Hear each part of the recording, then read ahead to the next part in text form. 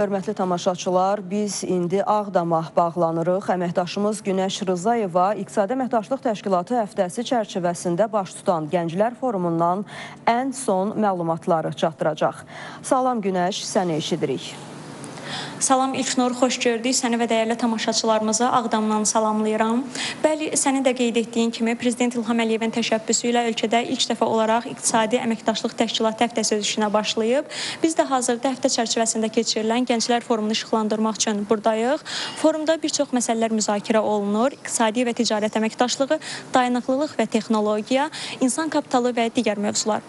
Gənclər və İdman naziri Fərid Qayıbov çıxışında bildirdi ki, Ağdamda forum çərçivəsində gənclərin fəaliyyət planı hazırlanacaq.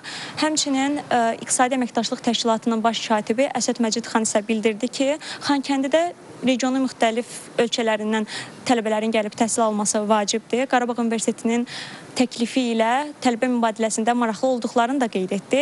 Qeyd edək ki, forum həmçinin gənclərin regional siyasətdə rolunu artırmaq və onların gələcək nəsillər üçün verdiyi töhfəni tanıtmaq baxımından mühüm platformadır.